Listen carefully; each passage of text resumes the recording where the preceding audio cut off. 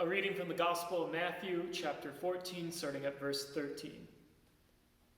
When Jesus heard what had happened, he withdrew by boat privately to a solitary place.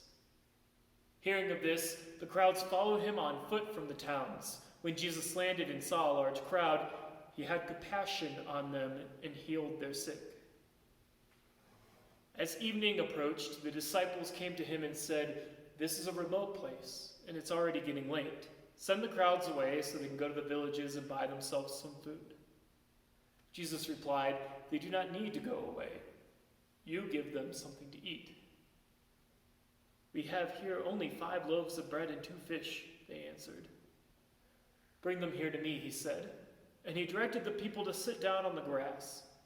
Taking the 5 loaves and the 2 fish and looking up to heaven, he gave thanks and broke the loaves. Then he gave them to the disciples, and the disciples gave them to the people. They all ate and were satisfied. And the disciples picked up 12 basketfuls of broken pieces that were left over.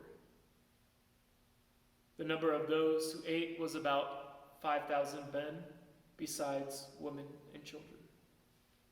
It's the word of God for the people of God. Thanks be to God.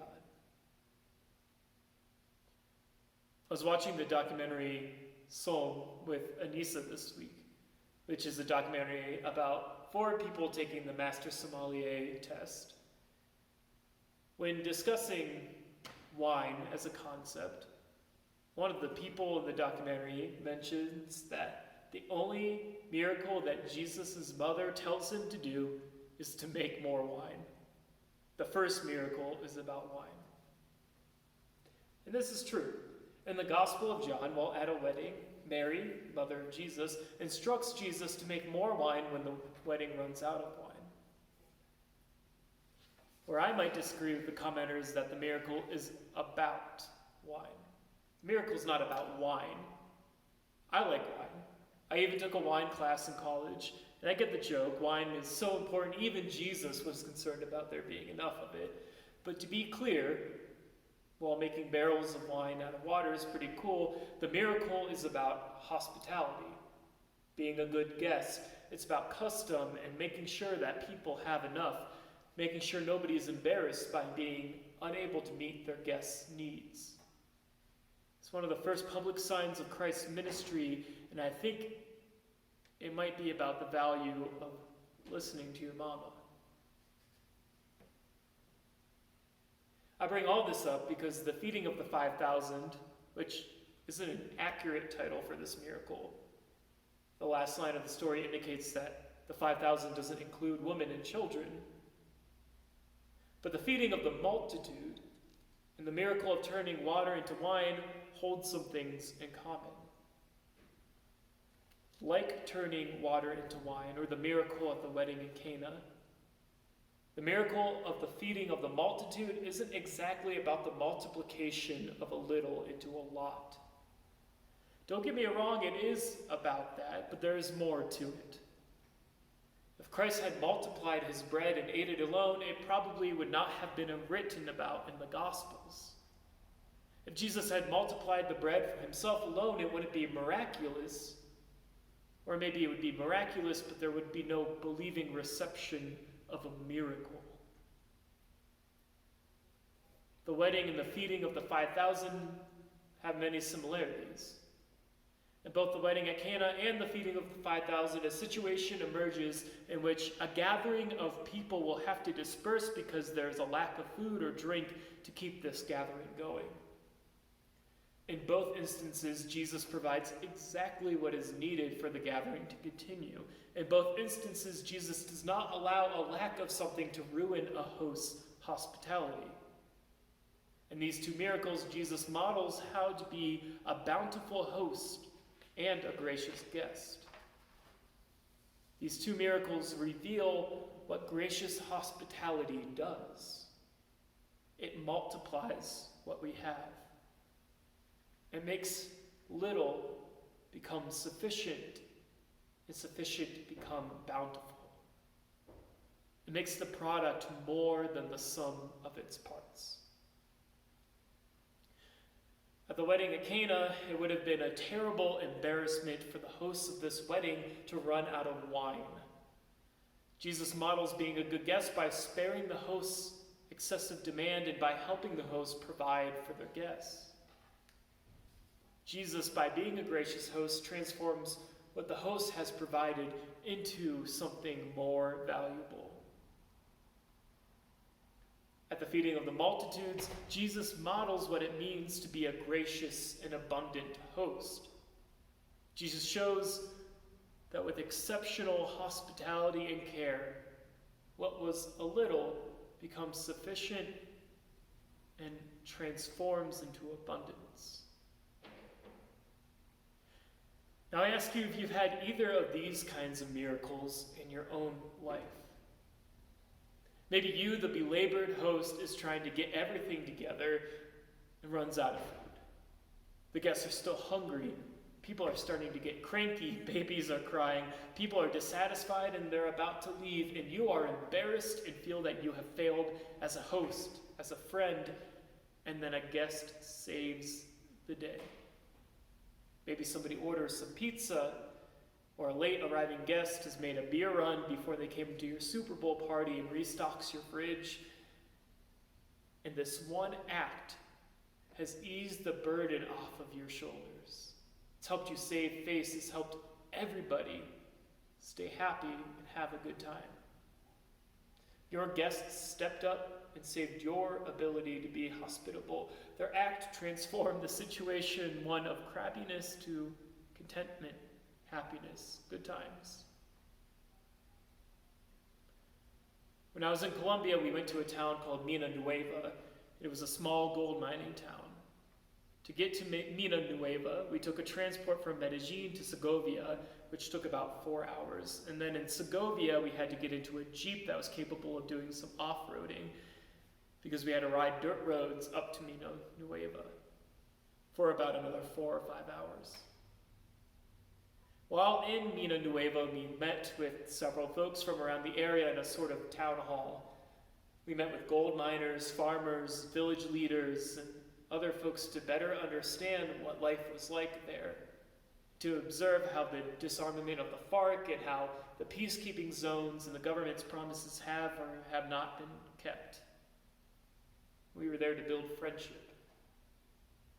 One village leader arrived late because it had rained recently and the dirt roads were in conditions that made it extremely difficult for her dirt bike to make it to Mina Nueva in a timely fashion.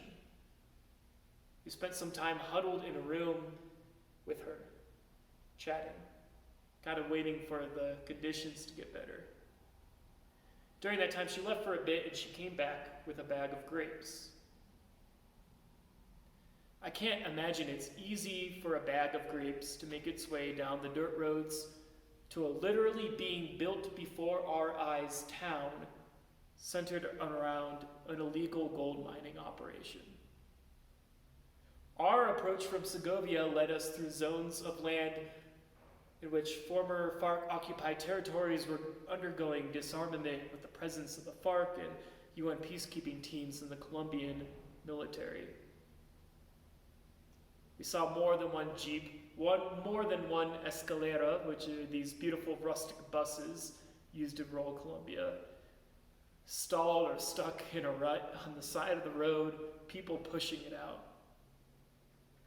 I can't imagine it was easy for a bag of grapes to make its way to Mina Nueva, and I can't imagine that the bag of grapes was cheap because of this. We huddled in that room sharing a bag of grapes, and the hospitality of this woman transformed that bag of grapes into something more than a bag of grapes. It made something small more than sufficient, transformed it into abundance.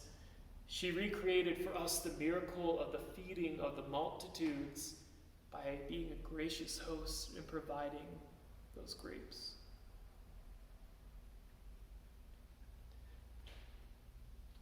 It was a miracle.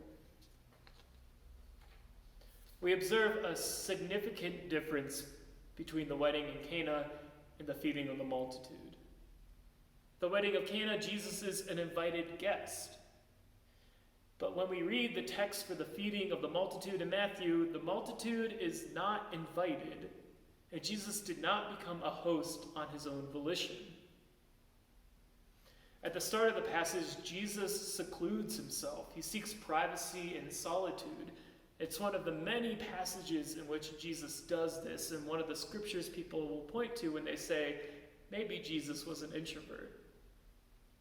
Jesus wanted to be alone, but hearing of his departure, a crowd, folks who wanted to be blessed, healed, folks who sought after a better life, gathered to him. When Jesus saw the large, uninvited crowd, he was compassionate towards them. He heals their sick. He takes care of them.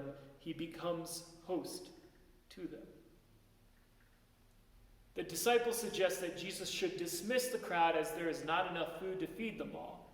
It's a remote area and they'll need some time to travel back to the villages and buy some food. There's not enough here. They only have 5 loaves and 2 fish after all. These people need to leave. Jesus says, no, there's plenty here. Feed them. Jesus gives thanks for the little they have, and with that they are able to feed the multitude of uninvited guests, unexpected guests. They are able to feed them and have more than enough to spare. The miracle of Jesus' hospitality turns something scarce into something abundant. Jesus did not invite the crowd, but he cares for them and feeds them. He hosts them.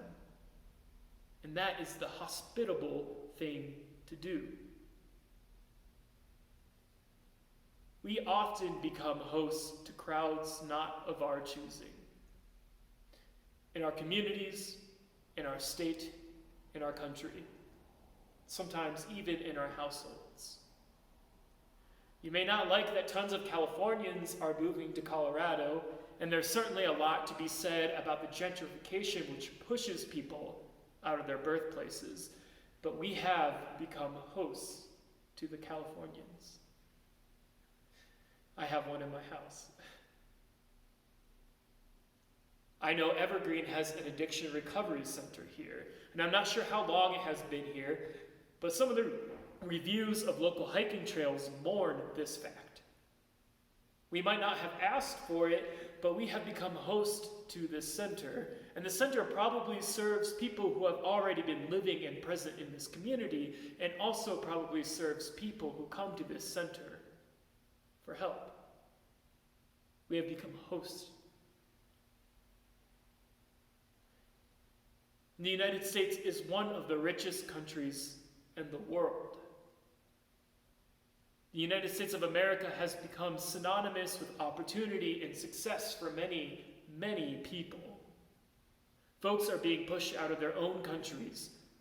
Refugees of the climate crisis, refugees of war, refugees from gang violence and cartels, refugees of governments that threaten their safety because of their identity, and refugees of intervention by the United States.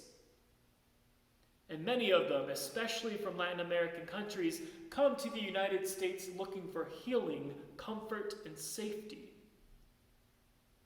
Like the crowd that was gathered around Jesus, they come looking for a better life, and we have become host to an unexpected guest. The disciples urged Jesus to send his uninvited guest home, and they told Jesus that there simply isn't enough here for them and they need to go back. And Jesus says there is plenty. Jesus tells the crowd to stay, and Jesus gives thanks for what Jesus has, and Jesus in his hospitality reveals that the little they have is more than sufficient. Christ lets nothing come in the way of being hospitable to the unexpected guest. The Christ-like response to unexpected guests is not to shoo them away. It is not to worry about ourselves and what we will eat. The Christ-like response to unexpected guests, uninvited guests, is to host them, to break bread together, to care, to heal, to feed. The Christ-like response is to be hospitable, to trust that God will work miracles and our hospitality will make what little we might have sufficient. Our thanksgiving will make it abundant for all.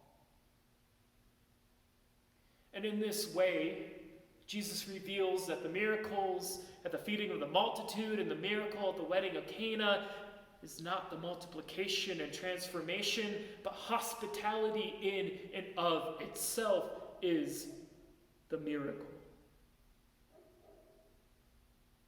Friends, let's be miraculous. Amen.